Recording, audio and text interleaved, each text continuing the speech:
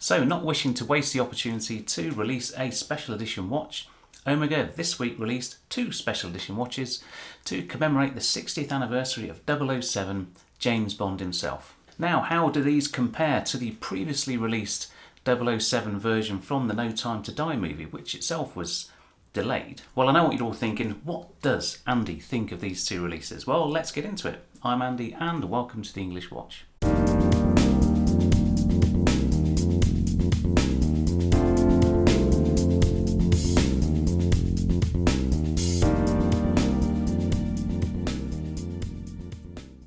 Now this channel is about me and my watch collecting journey, an amateur enthusiast with an eye for detail, helping like-minded individuals like you start your watch collecting journey.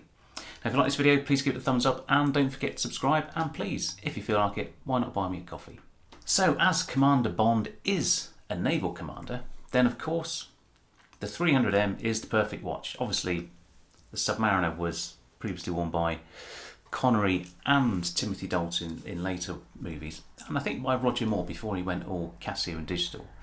Not a great watch for a naval commander, but yeah, that was back then. So since '95, with Pierce Brosnan wearing the pretty new 300M Professional with the wave dial, a watch that I never really gelled with. So I bought, as you know before, the 120. Still had the wave dial, but the actual 300 dive watch was not what I was looking for at the time. Anyway, to commemorate that original watch is two new editions, as I said. So there's a steel version with a blue dial, which looks pretty nice, and there's a Canopus Gold with the sort of Daytona-esque bezel with loads of diamonds in. Now, looking at the website, these appear to be boutique only, and I'm not surprised. I think the steel version is £7,100, which not too bad really. And the gold one, well, it doesn't say, it just says contact boutique. And I guess if you have to ask, you can't afford it. Anyway, the likelihood is, certainly with the steel watch, that unlike some of the Speedmaster special editions, I think you're going to be able to get hold of this if you want one. I think the Bond anniversary watches are pretty niche, and unlike something like a Silver Snoopy Award where there's a much more limited run, but also quite an attachment for anyone, A, that likes Speedmasters, of which there's lots of people, but B, have an affinity for space travel, moon watch and all those things. Bond watches, they're a little bit Marmite, and I think for me it's not the sort of thing I would buy, a watch that had James Bond written on it. It's not for me, but I can certainly appreciate anyone that collects this kind of novelty. And in these watches, certainly the blue steel version, actually it doesn't look too bad, and it doesn't say on the front James Bond, so you don't have to explain yourself to anybody. It's only when you turn it over and you've got a little bit of fun on the back. That's just between you and the watch. Anyway, what I'm going to do is I'm just going to quickly dive into the press release from Omega, and there's a few things I just want to pick out. So if you didn't know, Lindy Hemming, the Oscar-winning costume designer who worked on 5 James Bond films between GoldenEye in '95 and Casino Royale in 2006, well, she proposed that 007 should wear an Omega. And talking about her choice of the Seamaster, she said, "I was convinced that the Commander Bond, a naval man, a diver and a discreet gentleman of the world would wear this watch." I think that and the fact that Omega chucked a load of cash at the movie was probably the thing that clinched it. Now, as an Omega fan, who am I to complain? And I think going through the 80s with Roger Moore's very poor choice of watch, this is really good. So as we know, the Seamaster 300 was originally released in 1957, issued to military divers around the world, and in 1967 a famous batch of second generation Seamaster 300s also delivered to the MOD for issue to certain units, so it is entirely plausible that Commander Bond could have been issued an Omega watch. Now obviously on the No Time to Die watch it has the sort of broad arrow symbol on it, which makes it look like a military issue watch, which it isn't, because it's just it's made to look like one because it is in the film. But nonetheless, fantastic. Why not? Anyway, so let's look at the blue watch first. Now, as we said, £7,100. It's 42mm. It's obviously based off the regular steel Seamaster 300. Now, looking at the dial, so we've obviously got the new tighter weave wave.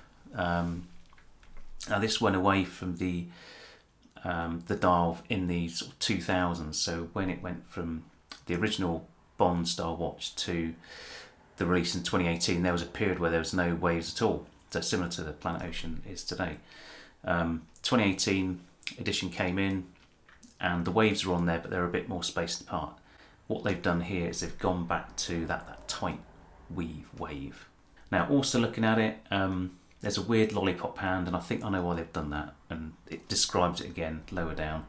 And otherwise, I think they've just repurposed the movement from the No Time to Die, so there's no date, so good symmetry on the dial, and the Milanese bracelet as well from the No Time to Die as well, which I'm not sure if that's titanium or steel, but I guess we'll find out in a second. So, description. So, launched in 2022 to celebrate 60 years of James Bond, the 42mm Seamaster Diver 300 in stainless steel has a blue oxalic anodized aluminium dial. There you go. With laser engraved waves inspired by the Seamaster Diver 300 worn by James Bond in 1995's GoldenEye. That is a good film. A commemorative 60 replaces the diving scale's traditional inverted triangle. Okay, so looking at the bezel, 10, 20, 30, 40, 50, 60. So that kind of works, doesn't it? So that's not too cheesy. But you do miss the loom pip at the top. So the iconic movie opening sequence featuring James Bond in silhouette and spinning gun barrel plays out on the caseback beneath a sapphire crystal decorated with microstructured metallization. The moire effect animation is linked to the spinning of the lollipop seconds hand. Right, okay, so although you may say, well, why have Omega put a lollipop hand like the vintage 300 re-edition? Well, it's not because I guess it is linked to that, but if you imagine the start of the Bond movies where you've got the gun barrel sequence, and then you look at the end of the lollipop moving against, I guess, the other hour markers, the intermediate hour markers, that's kind of what it's trying to do. A little bit cheesy, but again, that's just between you and the watch. You don't have to explain that. What else we got? So adding texture to the metallic look in a brushed stainless steel bracelet. Okay, so it's not the titanium one, it's similar. Maybe it's more robust, because I think there were some quality issues with the No Time to Die one, which I think they fixed, but yeah. In the same elegant mesh style as Bond's titanium watch, No Time to Die.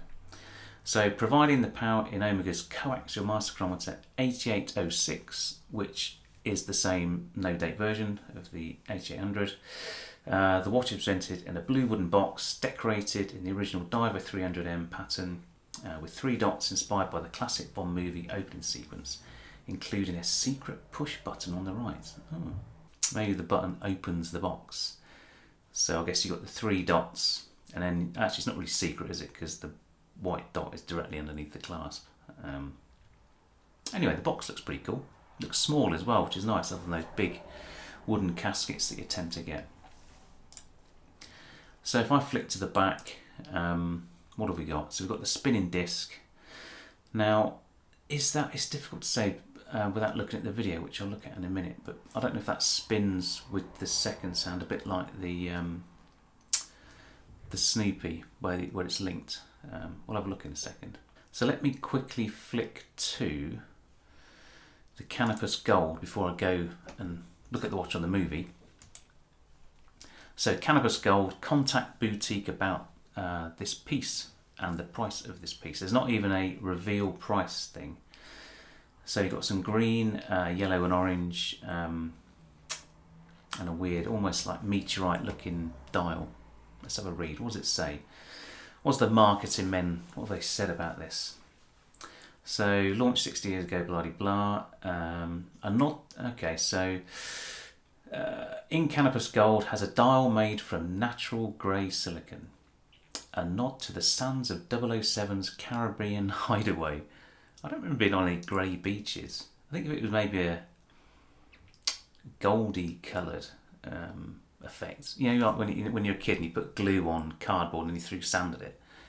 Maybe if they did something like that, you could do it. But that grey silicon, okay, it's technical, I suppose, but I don't know, beach is a bit tenuous.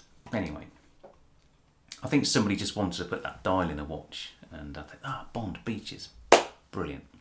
Anyway, so circling the dial is a unidirectional rotating bezel with a paving of shaded green and yellow treated diamonds, with 2 diamonds at the 12 o'clock.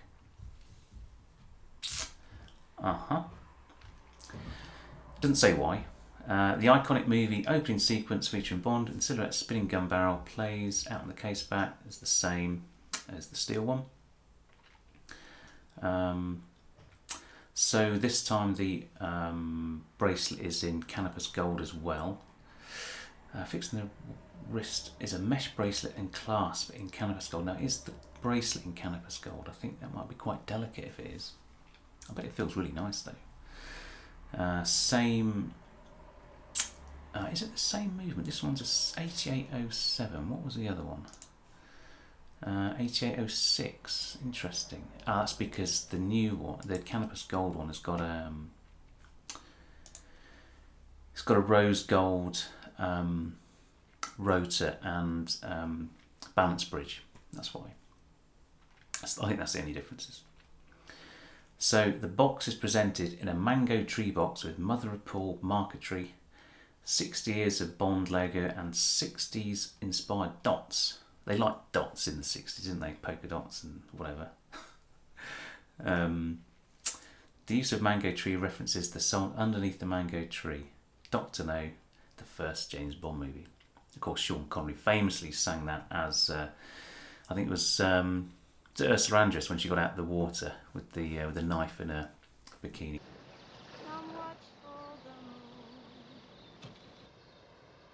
Underneath the mango tree, my honey and me. Who's that? Sadly, there's no picture of this wonderful box on the website. Never mind. One of you high rollers, whoever manages to get hold of one of these, they can send a picture. That'd be fantastic. Right. Anyway, roll video.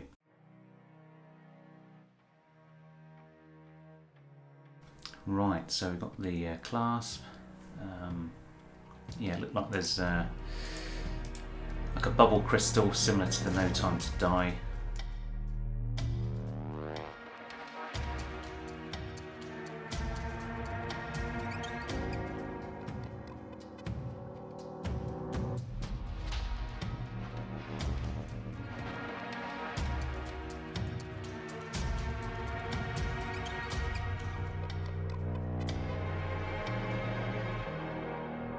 I guess what the video isn't really showing is that they've missed the opportunity to show that lollipop hand moving relative to the other dots and mixing it with the gun barrel opening.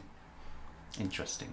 So that was my hot take on the 60th anniversary James Bond Seamaster 300. Not a watch I'll be buying, but if I see one, I'll definitely try it on. I'm definitely interested in seeing how the back of it works, how the rotatey bit and the moire etchings are linked to the second sound on the front. No idea. I'm sure there'll be a great video by somebody else posted very shortly. Maybe Fratello. They're pretty good at these things. So what are my closing thoughts on this anniversary watch? Well, I don't hate it. I think actually as a watch in itself, it actually looks pretty cool. There are some subtle aspects of it that are a little bit on the nose James Bondy wise, but they're not ones that you have to explain to other people, which is good. So all in all, I think it's a pretty good anniversary watch. But I'll be really interested to know what you think. So leave some comments below. Let's have a look.